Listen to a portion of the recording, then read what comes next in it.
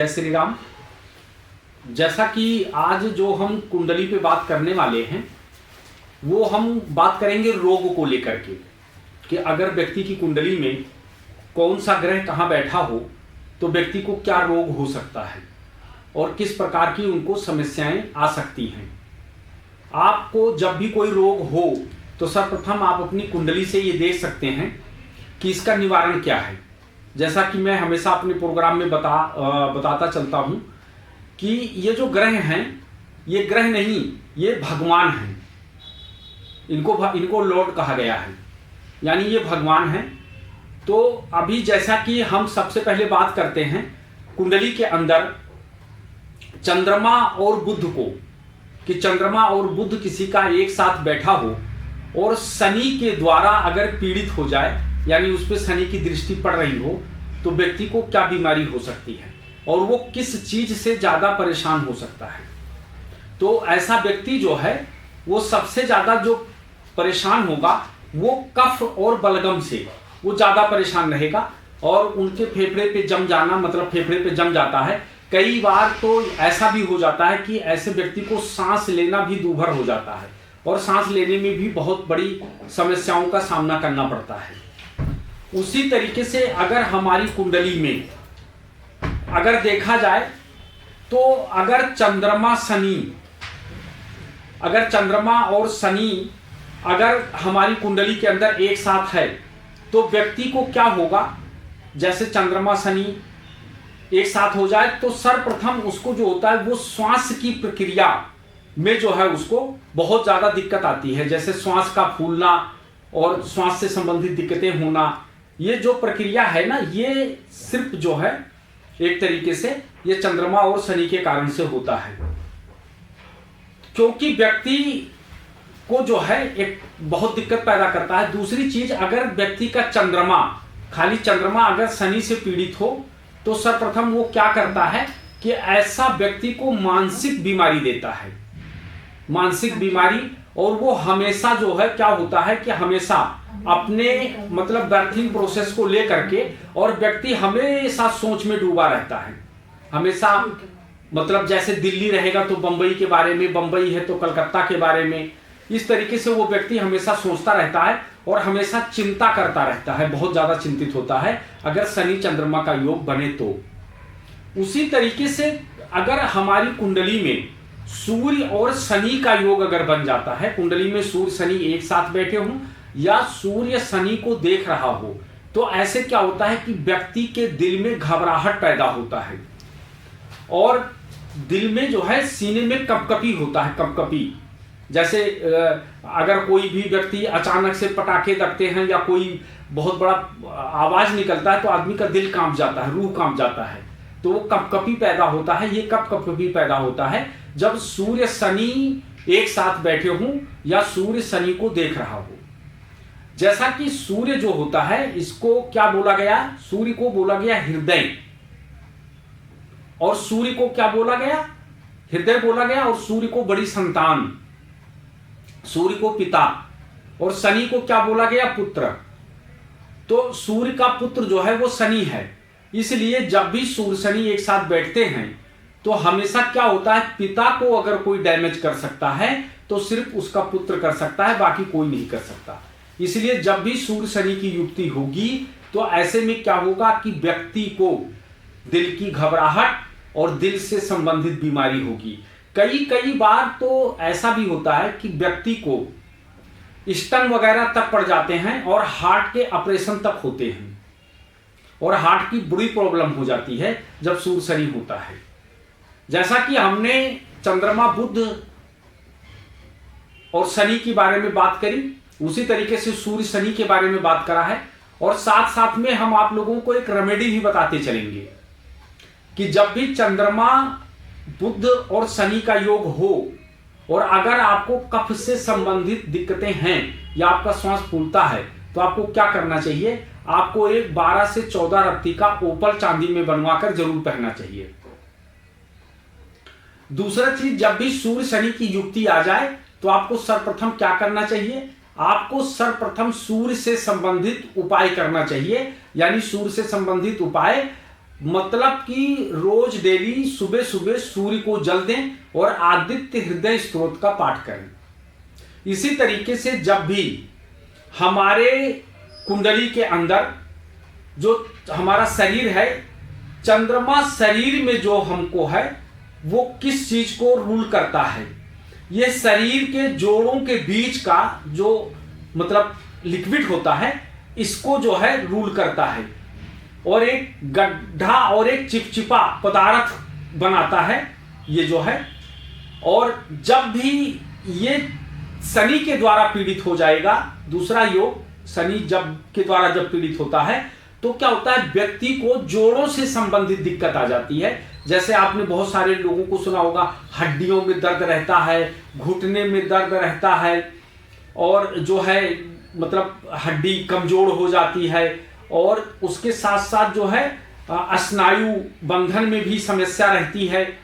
तो ये कब होता है, जब चंद्रमा, क्योंकि चंद्रमा जल तत्वीय ग्रह है, चंद्रमा जो है जल है, और शनि जिस जगह पे है उस जहां पे जल नहीं है। तो इस कारण से जब भी शनि चंद्रमा का योग जब भी बनेगा तो वो एक प्रोसेस ऐसा भी होता है कि जो व्यक्ति को कहीं ना कहीं जोड़ों की बीमारी भी दे देता है, और जोड़ों से संबंधित व्यक्ति जो है काफी परेशान रहता है। उस समय पर क्या करना चाहिए व्यक्ति को कि चंद्रमा जो है शनि के द्वारा पीड़ित है, तो इसलिए चंद्रमा से संबंधित चीजों का उपाय जरूर करें।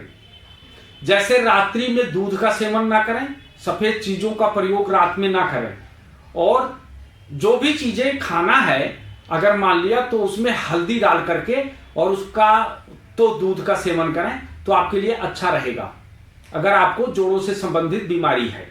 कई बार ऐसे हमारे पास सवाल आता है, कई लोग हमसे सवाल करते हैं कि सर क्या हम किसी रत्न को बाएं हाथ में पहन सकते हैं।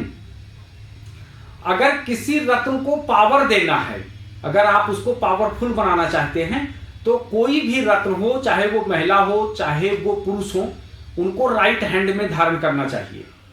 अगर दाहिने हाथ में धारण करेंगे तो उस रत्न का जो पावर है वो अनंत गुना बढ़ जाएगा। लेकिन अगर कोई भी व्यक्ति किसी भी ग्रह को अगर डिस्पोज करना चाहता है तो उसको चाहिए कि उस रत्न को बाएं हाथ में पहन ले। अगर वो बाएं हाथ में पहन लेगा तो वो ग्रह जो है उस व्यक्ति का खत्म हो जाएगा, यानी वो कार्य नहीं कर पाएगा। इसलिए कभी भी किसी भी व्यक्ति को कोई भी रत्न बाएं हाथ में धारण नहीं करना चाहिए। बाएं हाथ में जब धारण करवाया जाता है जब कोई ग्रह ज्यादा कष्ट देता है, जैसे शनि चंद्रमा का योग है और शनि ने चंद्रमा को पीड़ित कर दिया, तो आपको अगर जोड़ों की बीमारी है और उससे आपको निजात मिलना है तो आपको शनि का नीलम जो है वो बाएं हाथ के बीच की उंगली में पंचधातु में धारण करना है। जैसा कि बहुत सारे लोग कहते हैं कि नीलम को चांदी में पहनना चाहिए, लेकिन नीलम को कभी भी चांदी में नहीं पहनना चाहिए। क्यों नहीं पहनना चाहिए? क्योंकि जो चांदी है वो चंद्रमा का धातु है, वो शनि का धातु नहीं है। क्योंकि शनि का धातु लोहा है, उसके साथ साथ शनि का धातु जो है वो सोना है, और शनि का धातु पंचधातु भी है। तो इसलिए उसे पंचधातु में पहना जा सकता है या सोने में, लेकिन चांदी में नहीं। क्योंकि चांदी में पहनने से क्या होता है कि नीलम का जो प्रभाव है वो बहुत गलत प्रभाव देता है, दुष्प्रभाव देता है। इसी तरीके से अब हम बात करेंगे कि किसी की कुंडली में शनि केतु, शनि शुक्र, राहु सूर्य, केतु चंद्रमा, ये सभी ग्रह अगर एक साथ बैठ जाते हैं, कहीं भी किसी भी भाव में अगर बैठ जाएंगे तो इनको अभिशाप्त योग कहते हैं, यानी इनको कहते हैं श्राप योग। कि ऐसे व्यक्ति को किसी न किसी के द्वारा श्राप मिला हुआ है। जैसे आप पहले सुनते थे ऋषि मुनि, माता पिता, आप ये मान के चलिए कि माता पिता का भी श्राप बच्चों को ऊपर लगता है, क्योंकि अक्सर माता पिता क्या होते हैं कि अपने बच्चों को ज्यादा ही श्राप दे देते हैं। ये तो अब अगर देर से सो के उठा, ये अपने जीवन में क्या करेगा, भीख मांगेगा, माता भी उसको देती रहती है, तू मर जा, तू फलाना हो जा, इस तरीके का। तो कई बार क्या होता है कि माता पिता अपने गुरुजन, या जब हम पढ़ने जाते हैं तो मास्टर भी कहता है ये तो जीवन में कभी नहीं पढ़ पाएगा, ये क्या क्या है पता नहीं किन किन शब्दों से संबोधित किया जाता है। कई बार तो कहते थे गधा, ये तो गधा का गधा ही रहेगा। तो इसी तरीके से ये जो होता है, ये योग जो होता है, ये अभिशाप्त योग होता है। और क्योंकि इसलिए कि शनि केतु और शनि और शुक्र, राहु सूर्य, केतु चंद्रमा, ये सभी अभिशप्त योग हैं।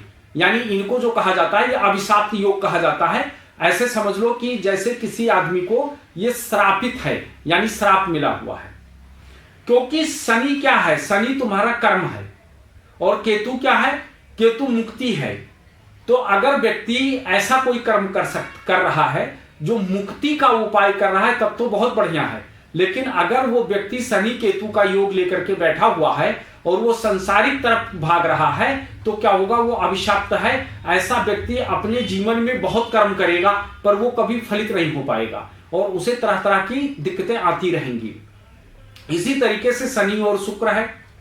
शनि शुक्र को लोग बहुत अच्छा मानते हैं, परंतु होता क्या है कि शनि जो है वो एक तरीके से हमारी कुंडली का कर्म का स्वामी है, और शनि जो है पीड़ा का कारक है।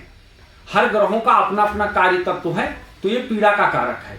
और साथ में शुक्र ग्रह जो है वो लग्जरीज जीवन का कारक है। तो कहीं ना कहीं क्या होता है कि हमारे जो लग्जरी जीवन है, इसमें हम पैसा कमा सकते हैं, मेहनत कर सकते हैं, परंतु क्या होता है कि हमको लग्जरीज जीवन लेने में हमको काफी कष्टों का सामना करना पड़ता है। इसी तरीके से राहु और सूर्य को देखा जाए तो राहु माया है, राहु धुंध है, और जो आप देखते हो राहु विस्फोट है, और सूर्य क्या है? आत्मा और एडमिनिस्ट्रेशन पावर है। जब राहु और सूर्य एक जगह बैठ जाते हैं तो ऐसे व्यक्ति के आत्मा पर एक धुंध छा जाता है, और ऐसा व्यक्ति जो होता है ना, उसके अंदर एक डिसीजन लेने की पावर खत्म हो जाती है, और अक्सर वो क्या होता है कि क्या करूं क्या ना करूं, ऐसी स्थितियों में ज्यादा पड़ा रहता है। इसी तरीके से केतु और चंद्रमा अगर देखा जाए, केतु क्या है? केतु वो है जो छोड़ने की बात करता है, केतु यानी मुक्ति का बात करता है, केतु ब्रह्म है, और चंद्रमा क्या है? मन है। ऐसा व्यक्ति का जो मन है ना, वो हमेशा एक तरफ चलता रहता है। उनका इंटेंशन ऐसा हो जाता है कि जो मैंने कहा या जो मैंने सोचा ये सत्य है और ये बहुत बढ़िया है। कई बार ऐसा होता है कि ऐसे व्यक्ति इरिटेट भी हो जाते हैं, काफी तरीके से खुद रहते हैं और दूसरों को भी कर देते हैं, क्योंकि केतु जो है वो मुक्ति का प्लानेट है और चंद्रमा जो है वो मन का प्लानेट है। तो कहीं ना कहीं केतु चंद्रमा का योग जो होता है वो एक तरीके से ग्रहण दोष बनता है। तो इसलिए ग्रह जो होते हैं, जो हमारा कुंडली में योग होता है, उस योग को हम कैसे प्रयोग करेंगे, हम इसके ऊपर देखना चाहिए, क्योंकि ग्रह हमको चलाएगा या हम ग्रहों के जैसा चलेंगे। अगर हम ग्रहों के जैसा चलते हैं तो हमारे लिए बहुत अच्छा रहेगा, और अगर ग्रह के हम अपोजिट चलते हैं तो हमारे लिए बहुत दिक्कत पैदा होगा। इसी तरीके से अगर देखा जाए तो सबसे पहला नंबर लग्न की बात अगर हम करें, अगर किसी के लग्न में शनि बैठा हो तो शनि क्या करता है? उदासी के साथ दुख भी देता है, और यदि लग्न की डिग्री के बिल्कुल करीब हो तो असमय मृत्यु भी देता है। जैसे सपोज करो, मान लिया कि लग्न की डिग्री आपकी कितना है, अगर मान लिया 10 डिग्री का लग्न है और 8-12 डिग्री का अगर शनि हो जाता है, तो ऐसे लोगों को अक्सर अकाल मृत्यु का भी योग बनता है, और ऐसे लोग जो है असमय मृत्यु को प्राप्त हो जाते हैं। क्योंकि आपने कई सारे लोगों के मुंह से सुना होगा कि लग्न का शनि सदैव पूजनीय और वंदनीय बनाता है व्यक्ति को, लेकिन कब बनाता है, कैसे बनाता है? ये कई प्रकार के योग होते हैं। क्या वहां उच्च का बैठा है, या वहां नीच का बैठा है, या वहां शत्रु क्षेत्री होकर के बैठा है, या वो स्वाग्रही होकर के बैठा है, ये भी देखा जाता है। क्योंकि लग्न मीन्स हमारी शरीर होता है, और हमेशा जो शनि की दृष्टि होती है वो 3, 7, 11 होती है, 3, 7, 10 होती है, 3, 7, 10। तो सर्वप्रथम क्या होता है कि जो 7वीं दृष्टि शनि की होती है वो हमारे सप्तम भाव पे पड़ता है। तो वो क्या करेगा? हमेशा लग्नेश शनि जो होता है वो हमको कहीं ना कहीं किसी न किसी चीज में परेशान किए रहता है। जैसे हमको पत्नी देगा तो व्यापार नहीं देगा, और अगर व्यापार देगा तो पत्नी नहीं देगा। पत्नी के साथ दिक्कतें पैदा करेगा। तो ऐसा नहीं कि हमको दोनों चीज दे, इसलिए डिग्री देखना बहुत जरूरी होता है कि लगन की डिग्री और शनि ग्रह की डिग्री कितना कितना है। अगर बराबर बराबर की डिग्री है या थोड़ा बहुत कम ज्यादा की डिग्री है तो वो शनि बहुत अच्छा नहीं है लग्न में बैठा हुआ, क्योंकि वो बहुत दिक्कत पैदा करता है। इसी तरीके से अगर हम आए तो मंगल राहु शनि केतु, ये हमेशा क्या करता है कि ये हमेशा जो है व्यक्ति को हैंडली डिस्टर्ब करता है और जिस भाव में वो है उससे जुड़ी चीजों को सफर कराती है।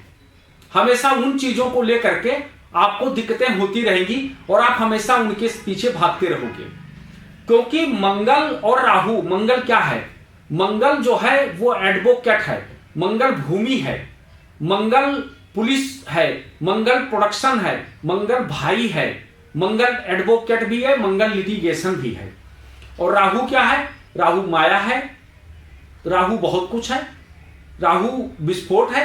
तो जब भी ये बैठेगा, जिस घर में बैठेगा उस घर से सफरिंग आपको जरूर करना पड़ेगा, उस घर से आपको दिक्कतें जरूर आएंगी, क्योंकि वो उस चीज को क्या होगा कि वो बढ़ा देता है, वो कम नहीं करता, बढ़ा देता है। इसलिए व्यक्ति को क्या है कि एक कम मेहनत करने के बाद मिलता है और एक व्यक्ति को वो ज्यादा मेहनत करने के बाद वो चीजें प्राप्त होंगी। इसी तरीके से शनि और केतु है। जैसा कि शनि और केतु क्या है, शनि और केतु को मैंने बता दिया, तो ये भी एक तरीके से थोड़ा सा दिक्कत पैदा करता है। इसी तरीके से अगर हम देखें तो प्रभु श्री राम की कुंडली में एक बहुत अच्छा योग बना है। बना क्या है कि एक उच्च का ग्रह अपनी उच्चता का स्टेटस को खो देता है। कब? जब दूसरे उच्च ग्रह के सामने हो, जैसे मेष के घर में सूर्य बैठा हो और तुला के घर में शनि बैठा हो, तो ये क्या है, आमने सामने बैठे हैं। तो ये क्या करता है कि वैसे कहा जा सकता है कि एक दूसरे की नीच भंगता बना देता है, लेकिन नहीं, ये क्या होगा कि यहां पर ये स्टेटस को खो देता है और व्यक्ति के बीच में जो है बहुत ज्यादा नुकसान करवाता है। अगर सामने है, आमने सामने है, तो नुकसान करवाता है। और जैसा कि आप देखोगे तो प्रभु श्री राम जी की कुंडली में ये योग आपको स्पष्ट दिखाई पड़ेगा कि सूर्य का और शनि का योग। तो जब भी हमारी कुंडली में कोई उच्च का ग्रह आमने सामने होते हैं एक दूसरे का, तो हमेशा एक दूसरे का कटाक्ष करते हैं, एक दूसरे का काट करते हैं। इसलिए कुंडली के अंदर जो ये ग्रह होता है या जो हमको रोग होता है या जो हम डिसाइड करते हैं कि हम क्या करेंगे, ये ग्रहों के द्वारा पूर्व संचित है, पूर्व डिसाइड है। अगर कोई भी व्यक्ति ये सोचे, कई बार ऐसा होता है जब हम किसी पंडित के पास जाते हैं, ज्योतिषी के पास जाते हैं, तो ज्योतिषी हमको कहता है कि आपका नवम भाव का स्वामी आपके अष्टम भाव में बैठा है, इसलिए आपको भाग्य से लेकर के हमेशा पीड़ा रहेगा। लेकिन आप एक चीज सदैव ध्यान रखो कि जब भी नवम भाव का स्वामी जब हमारे अष्टम भाव में होगा तो वो क्या करता है, सर्वप्रथम ऐसा व्यक्ति को अचानक से जब भी कोई समस्या आती है तो उसका भाग्य साथ जरूर देता है। लेकिन ऐसे लोगों को हमेशा अष्टम भाव को मजबूत रखना चाहिए, यानी उनको किसी न किसी विषय पर, किसी न किसी वस्तु पर, कोई गुप्त विद्याओं पर उनको रिसर्च करते रहना चाहिए और उनको ज्ञान प्राप्त करते रहना चाहिए, क्योंकि अष्टम भाव जो हमारा है वो गुप्त ज्ञान का है और मुक्ति का भी है, वो हमको मुक्ति भी देता है। इसलिए अष्टम भाव को मजबूत रखो। हमेशा कुंडली के 3 घर ऐसे हैं, इनको आध्यात्मिक जगत में बहुत बड़ा कहा गया है और हमेशा इनको मजबूत रखना चाहिए। वो है 4, 8 और 12। अगर 12वां भाव हमको मुक्ति देता है तो ये 4 और 8 जो घर हैं ये इसका बैंक बैलेंस है, क्योंकि चतुर्थ भाव हमारा मन है। अगर हमारा मन प्रसन्न है या हमारा मन संतुष्ट है या हम अपने मन को एक जगह नियंत्रित करके अगर लगाते हैं तो हमें उसका बहुत पावर मिलेगा। बहुत ज्यादा ताकत मिलेगा हमको। और चतुर्थ भाव जो है वो हमारी माँ है। तो अष्टम भाव गुप्त ज्ञान का है। जब ये दोनों भाव मजबूत हो जाते हैं 4 और 8, तो 12 को बहुत जबरदस्त बल मिलता है, क्योंकि 12 फिर धीरा सीधा मुक्त कर देता है, जैसे वो हमेशा मुक्ति कर देगा। इसलिए कभी भी 4, 8 और 12 को हमेशा मजबूत रखना चाहिए। और जब भी व्यक्ति के 12वें घर में केतु बैठा हो तो वो किसी के पीछे या किसी चीज को लेकर के भागना नहीं चाहिए। हमेशा उस व्यक्ति को एक सिंपल सा बात बना के रखना चाहिए कि उनको चलो छोड़ो, कोई बात नहीं, जो करे सो राम, आए हो आपका स्वागत है। जैसे वो कहावत आपने सुना होगा कि ना किसी के आने की खुशी और ना किसी के जाने का गम। ऐसा व्यक्ति जो होता है वो समझ लेना केतु है। जो ऐसा कहता हो भाई साहब आपके आने की कोई खुशी नहीं है और जाने का कोई गम नहीं है, तो आप निश्चित समझ लेना कि उस व्यक्ति के लग्न को केतु फॉलो कर रहा है। और हमेशा जिसके 12वें भाव में केतु बैठा होगा वो व्यक्ति स्पष्टवादी होगा, वो हमेशा सत्य का साथ देगा, वो कभी भी झूठ कभी नहीं बोलेगा। क्योंकि 12वें भाव का केतु जो होता है वो हमेशा, वो एक तरीके से देखा जाए तो व्यक्ति जो होता है वो हमेशा वही कहेगा जो सच होता है। लोगों को बुरा लगता है उसका। जैसे मेरी कुंडली में 12वें भाव में केतु बैठा है और चतुर्थ भाव में गुरु बैठा है, सिंह लग्न की कुंडली है, तो मैं ना किसी की स्तुति करता हूं और ना मैं किसी की निंदा करता हूं। मुझे जो कहना वो मैं सामने कहता हूं। इसलिए बहुत सारे लोग हमसे नाराज भी रहते हैं और हम साल में एक बार हाथ जोड़ करके उनको कहते हैं, जाने अनजाने में अगर हमसे कोई भी गलती हुई है, आपका मन दुखाया हूं तो आप मुझे माफ कर देना। तो अभी जैसा कि आपको मैंने ये कुछ योग बताए हैं, ऐसे मैं आपको आगे भी वीडियो बताता रहूंगा, रोग के ऊपर, दोष के ऊपर, बड़े बिजनेस के ऊपर। फिलहाल अभी इस एपिसोड में इतना ही। अब हमको दे इजाजत। जय श्री राम, हर हर महादेव, जय मां विंध्यवासिनी।